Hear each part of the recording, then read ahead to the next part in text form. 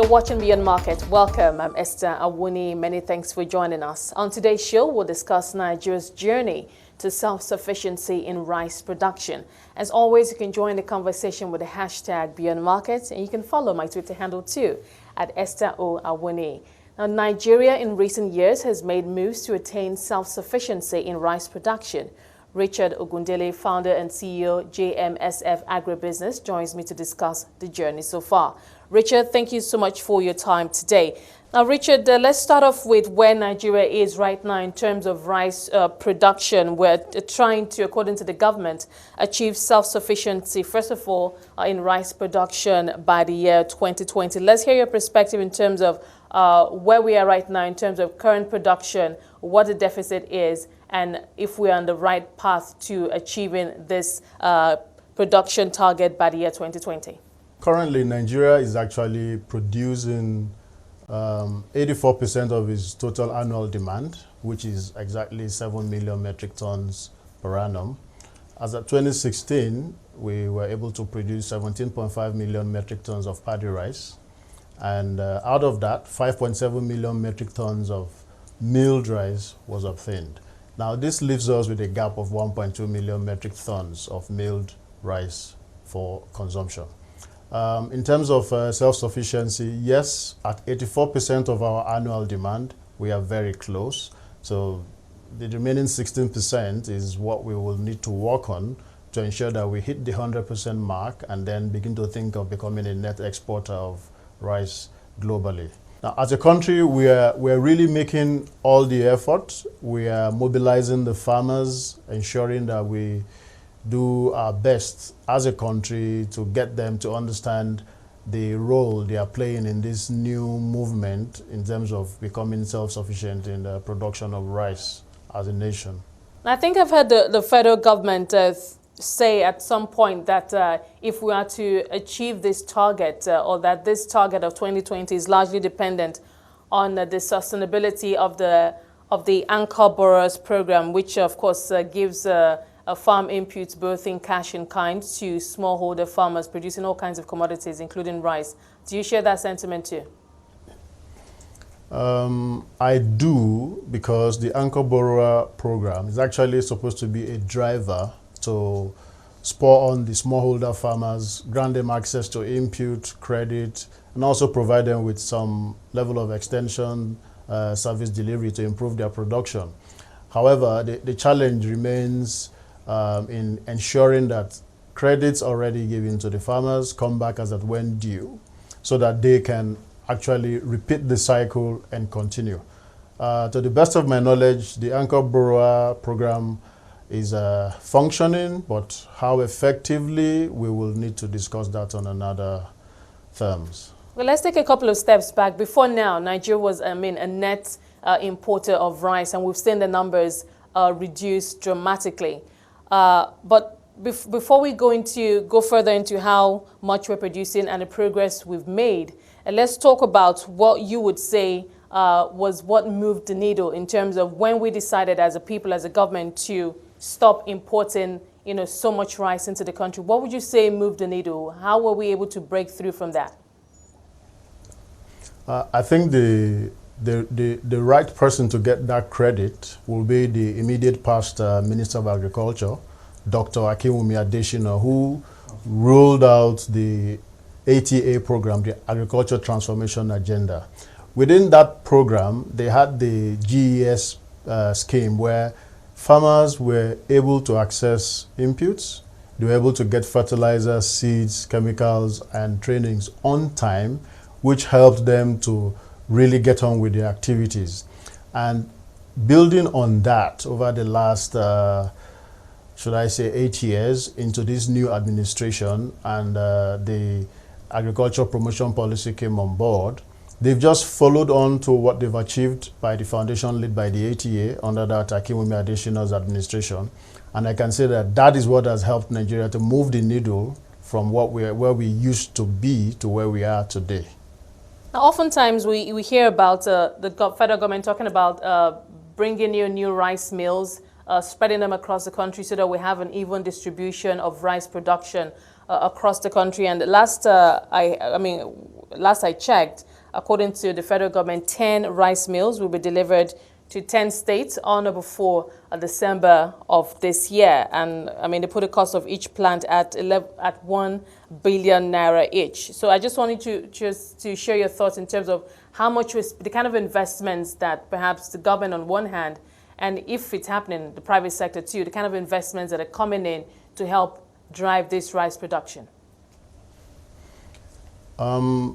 I think the government is doing the right thing by making these capital investments in getting the rice plants imported and installed. Ultimately, they will be handed over to private sector to run and manage and operate them, and the private sector will in turn try to integrate the smallholder farmers into the system, and that's where their outgrower operations will come into play. In terms of the benefits at this stage, it's going to be ultimately adding up to the self-sufficiency drive which we're working on as a country.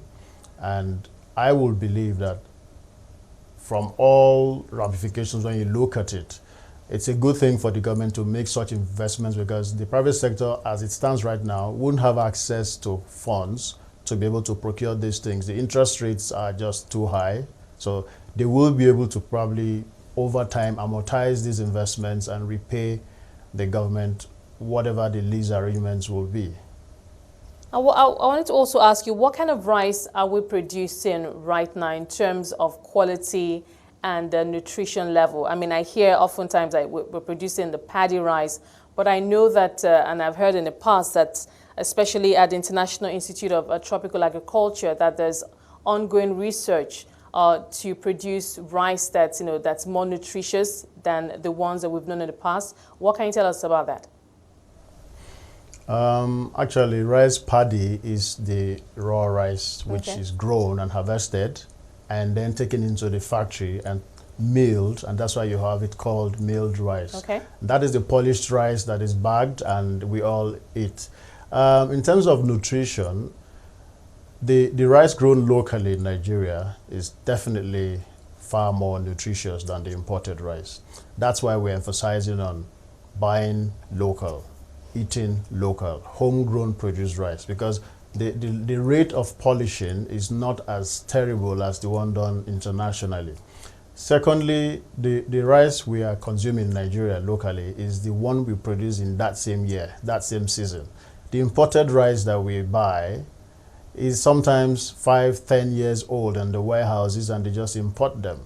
As soon as they hear that Nigeria is trying to come up with one policy that will promote local production, and there are some challenges which they know we have, they just start flooding the market with their old harvests in the warehouses. So we would like to say, look, Nigerians, the locally produced rice is more nutritious, it's healthier, and it's fresh. It's the current one produced in that same year. It's not the one stored 5 or 10 years ago. So you are better off buying local, promoting your rice farmers, and contributing to the local economic development.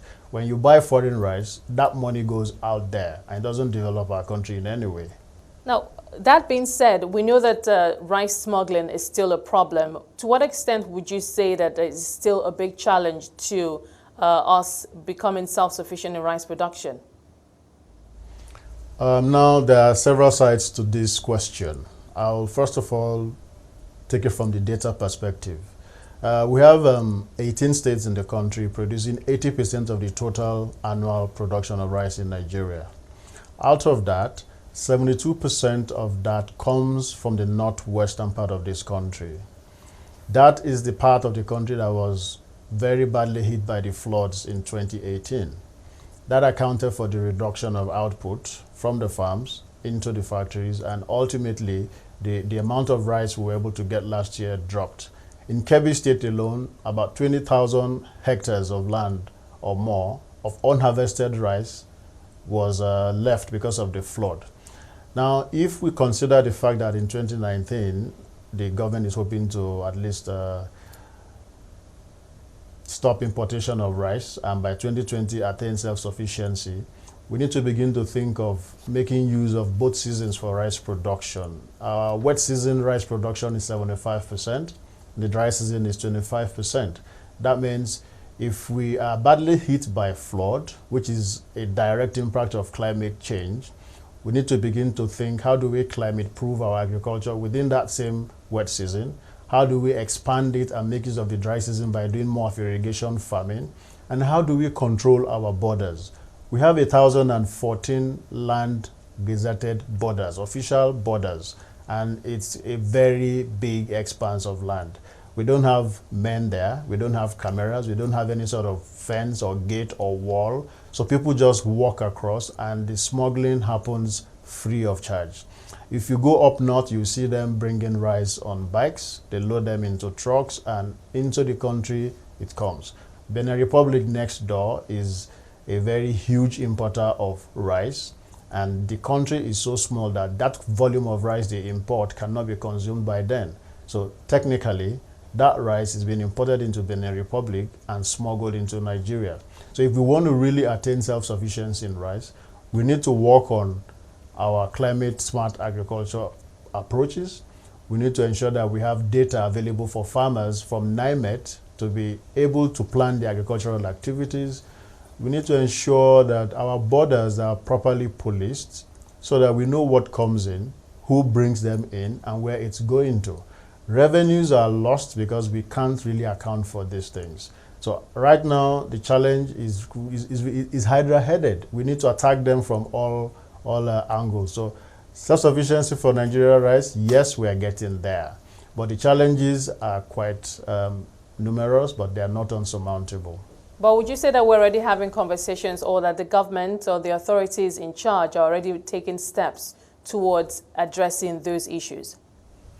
Yes, in fairness to them, they've taken some steps. You have the tomato policy, you have the rice importation tariff issues where everything is supposed to come in through the sea and not the land, but that's why smuggling is thriving. The land border is quite vast and very poor, so people will choose to bring things to the land border and they land them in very cheaply to make sure that they're able to sell them off. Because they are imported, the Nigerian mentality of buying imported things catches on. People just buy them off as quickly as they can, and they go with them. The fact that, yes, they meet some quality in terms of neatness, there is no stone and all of that, also makes the Nigerians to believe that that's a better option. But our local rice produced right now meets the same standard and even better. The customs are working. We see them trying to ensure that every container coming in is checked either by road or by sea. And there is that constant engagement between the government and the agencies in charge of ensuring that whatever policy the government has put in place is enforced. It's work in progress, and at least we're getting there. Okay, Richard, thank you for your time so far. We'll take a quick break, and we'll be right back to pick up from where we left off. When we come back, we'll talk about the opportunities in rice production here in Nigeria. I've been speaking to Richard Ogundele, founder and CEO, JMSF Agribusiness, and we're looking at Nigeria's journey to attaining self-sufficiency in rice production. If you're just joining us, Richard Ogundele, founder and CEO, JMSF Agribusiness, is our guest today. He's joining us from Abuja, and we're discussing Nigeria's journey to self-sufficiency in rice production. Richard, thank you for your time so far. Let's talk about the farmers, the rice farmers in the country. I understand there are about 12 million of them. What can you tell us in terms of their operating environment? What can you tell us in terms of the kind of support they're receiving from the government? And if we need more, if we need more farmers in that space? Currently, Nigerian agriculture portfolio comprises of 4 major sectors: the crop production, livestock, fisheries, and forestry. The crop production sector currently controls 91% of that total portfolio of agriculture in Nigeria. And that means a lot of emphasis has been on crop production from day one. At the moment, based on the survey we carried out in Nigeria in 2016, we were able to sample 1.4 million farmers directly. And it turns out that each of those farmers currently grows their rice on 1 hectare of land, and they still have an extra 1 hectare that they can expand to. That's just to show that, considering the fact that the rice business right now, as it were, is doing so very well, they will not mind to increase their cultivation by an additional hectare of land. That means if we want more production, we can achieve it. I personally do not think it's more of increasing the number of farmers, but it's improving the efficiency of the current land upon which they farm, the processes, and the yield from that same land. Once they get that very right, then they can just scale up to the next plot of land and then increase their total output, which can easily double our annual production and help us to get to that self-sufficiency and becoming that net exporter of rice that we are trying to be. Okay. Now, you yourself and your team at JMSF, you provide market-driven solutions to institutional, local, and international investors entering the Nigerian and African agricultural market. For the rice value chain here in Nigeria, talk to us about the opportunities that exist, and either for local or international investors, and how they can approach that space. There are several opportunities available in this rice value chain. First and foremost, we need to look at mechanization. There's a lot of post-harvest loss currently incurred. At 12.4% post-harvest loss is huge. Threshing and winnowing is a very difficult task, which the women have to engage in the sector. But then we need to look at how can we save them from that extra work. Even when they do the threshing and winnowing in the local manner, we still have a loss of about 22% from that same process. If we bring in threshers, we will be able to save that. We'll get a higher quality of paddy recovered from the harvest, which will now go into milling, and that definitely increases the ultimate output from the factories. So mechanization in terms of threshing is really an opportunity for investors to come in, whether locally or international. Now, in terms of rice processing, people need to begin to look at small modular processing plants, not the huge, gigantic ones that we're used to seeing around. So if any engineering firm considers the fact that if they can bring in much smaller processing plant sizes, 10, 12 tons per day, for example, then it could fit into cooperatives acquiring them, working as a team, and producing their own branded rice to be sold in the markets. This is also an opportunity for investors to come in. Now, another thing that we see that could work here is SME branding. The farmers who grow them and the processors at that lower level need to understand quality assurance from the start to the market end. And that's where branding comes in, packaging, handling, storage, and distribution. So opportunity for logistics is also there. Logistics is still a challenge across agriculture in Nigeria. Storage, transportation, packaging, handling. We need improvements in this value chain service provision area. So if anyone is interested in this sector, we can always guide them and talk them through. And of course, there will be that multiplier effect on the economy, because more jobs will be created along the value chain for those who will be offering services to the corporations within the segment. But how would you describe the level of interest in rice production in the country? It's very, very high. Presently, our consumption per capita is 34 kilogram per annum, and it's growing at 4.5%. The demand has doubled in the last 10 years. So if you consider the fact that for every festival in Nigeria, Christmas, the Ramadan period, we're all consuming rice. So we will definitely need more rice produced, and people will want to be players in that sector. So definitely the interest is high, I would say that. What about rice exports? How close are we? I mean, or are we on the right path and at the right pace in achieving rice exports? You talked about SME branding, and I know that I have seen a couple of made in Nigeria rice on the shelves at supermarkets, and I've seen one or two that had, well, the branding wasn't too bad, it was okay. But in terms of quality, and if we can begin to, or how soon we can begin to export our rice, what are your thoughts? I think first and foremost, export is a good idea. I'm a fan of export, but I'm also someone who believes that we need to get it right at home first before we start exporting, because whatever we export represents us. So we're trying to make sure locally that the rice that we put on the shelf, which you talked about, meets every international quality and standard. Therefore, if we consider the population within Nigeria at 200 million right now, projected, estimated, and we're going to be about 400 million or thereabouts in about, say, 2050, that means the consumption will increase, and there's really a huge market in here. Definitely our 7 million metric tons demand will shoot up.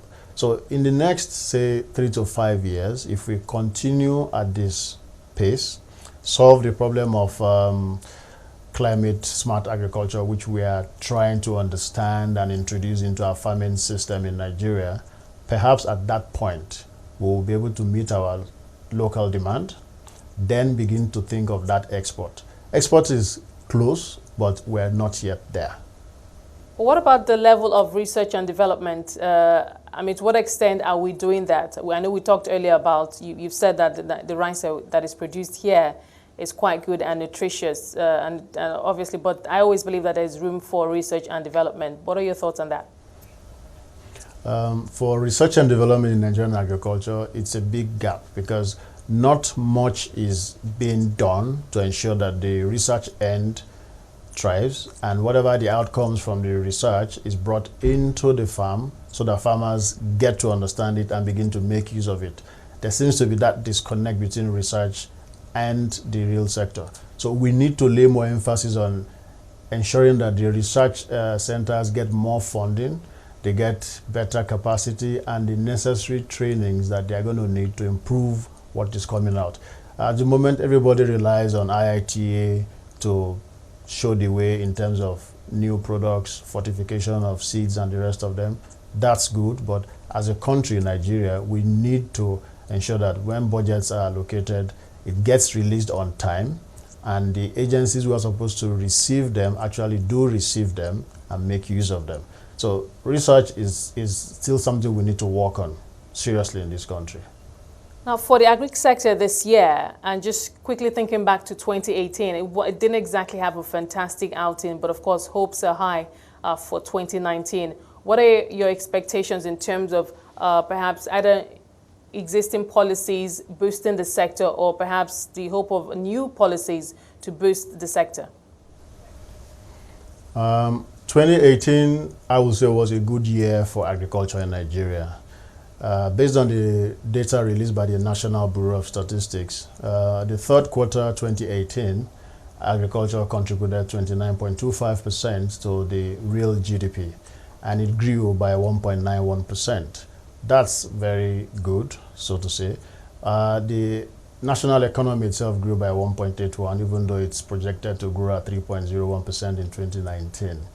I will just advise that we keep the pace, we ensure that what we are doing, we keep doing them, and then we try to get clearer data for our weather and different locations so that the farming operations this season will go unhindered by flooding, which we experienced last year.